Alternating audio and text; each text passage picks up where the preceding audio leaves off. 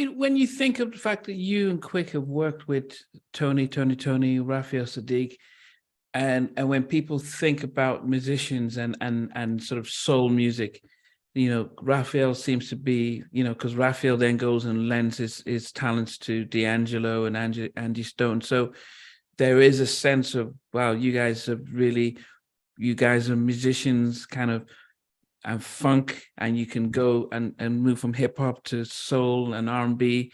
I mean, you gave Toni that, Let's Get Down, massive track. So and I do wonder if the sound that you guys came up with, I think the Sugar Free part of the camp, or because you guys seem to have the same type of vibe. You said, is he? Yeah, is he part of? Was he part of your? Because he did the sounds, the production sounded that kind of funk live. Yeah, we did. We did Sugar Free. Okay. Yeah. Sugar Free was he was signed to Laneway, and which is was Black Tone's label, and Black Tone is from Compton. That's Quick's big brother, so to speak. Okay, so that's why that's okay. So we did Sugar Free's music. We did the whole first album, Street Gospel. Okay. Yeah. Okay. If you stay ready and all that. Yeah. Okay. Yeah. I mean, so as I said, you said you worked with Raphael Saadiq then. What's it like working with him as a musician himself and stuff? You know what? It's actually easy because when you got talented musicians in one room, and and once again, one of us will come up with a bass line, or come up with the bass line to start the record, and then the other one would jump in, and like for instance, when we did Let's Get Down, it was me, Quick, and Raphael in the studio, and we came up with the bass line, because there's two bass lines on that record. So I came up with one, and Quick came up with the other one. Okay. And then Raphael just grabbed his guitar and he started playing. And like the idea was literally done in less than 30 minutes. The idea. Yeah.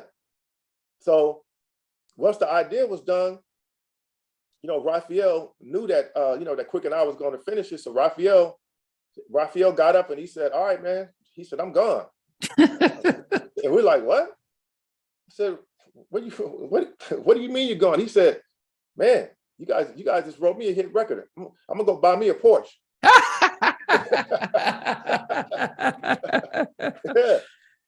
Yeah. Wow. Yeah. So he left, and then Quick and I, we finished the record, and then Raphael wrote the lyrics, and that was it. Yeah, but what about his brother and the rest of the group? I think then on that album, they each were assigned to do X amount of records.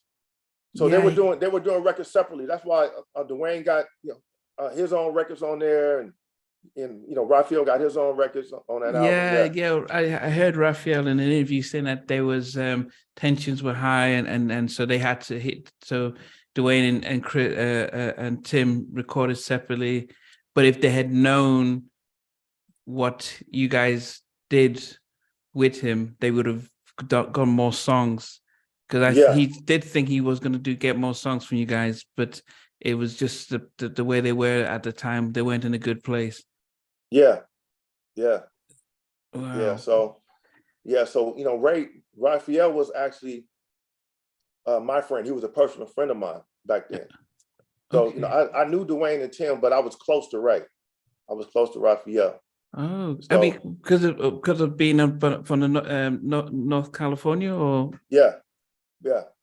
So Raphael actually was the one that called me. wow. And that called for me and Quick. So, and it just came together, man. It came together fast. And we did a hit, and like I said, we did a hit record, man, and shit, like less than 30 minutes. It was, the idea was done. At this time, are you thinking, do I need to go back on the road and start drumming? Or were you like, man, this producer stuff is so much fun and more money and less hassle? You can go back home and sleep in your own bed after. You mean then? Well, in the midst of all this stuff, were you thinking, man, I'm glad I'm not on the road, and thank God. Oh yeah, oh yeah, oh yeah. No, definitely, man. No, I love the studio. You know, back then, like that was my go-to, and you know, I was telling myself I would never go back on the road. I would never. Yeah, I would never go back on the road. I mean, when I interviewed DOA, he was saying the same thing, that he just got into the studio, just as a hobby, and he thought about writing a song for Bobby, and he didn't realize that from just writing stuff that he could go record it, and he didn't realize the shift between being a session musician on concert and then being in a studio where the money is guaranteed, is upfront, and there's less, I won't say less work, but it's it doesn't take as much out of you. For yourself, did you then look at, did you try and convince any of your other band friends about, why don't you become producers, or did you just, how was it like? Because at that time when you're seeing the success.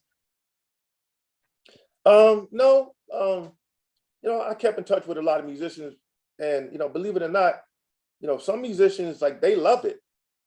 Like they being were on the really road. Yes, they love playing live. They love being on the road. It just, for me personally, it was, it takes a toll on your body, all the traveling and doing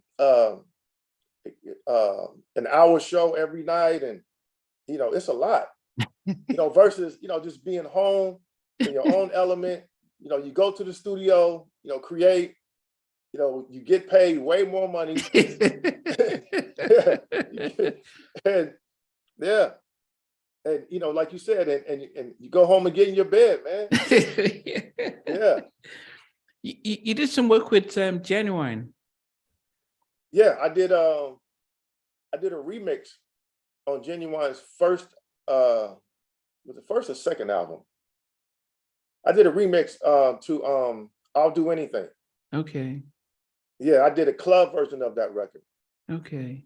Yeah, and what about it's on YouTube. It's the remix. Okay. And what about Adina Howard? Yeah, Quick and I, we did a record on Adina Howard. It was called Freaking You Know It. Okay. Yeah. And that was on her second album, I believe. Yeah. I believe it was. Yeah. Yeah. How was it like working with her? I mean, after the success of a massive hit, and was she also one of those who the persona of her videos are different from when she's in person? Not at all. Not at all. There's absolutely nothing fake about Adina. Adina, what you're seeing is exactly what you get. Nice, very nice girl, very nice girl, but had no problem at all with, with her, her sexual identity, if you will. But, very talented artist, but, she really lived what she sang about. Wow. Yeah. Like it was nothing fake. Like that wasn't the character. Like Adina was real. Yeah. No, we saw her on song, and she said she's addicted and stuff. But yeah. Wow. Yeah. She said it first. Yeah, she did. She did. Yeah. I'm just repeating it. Yeah.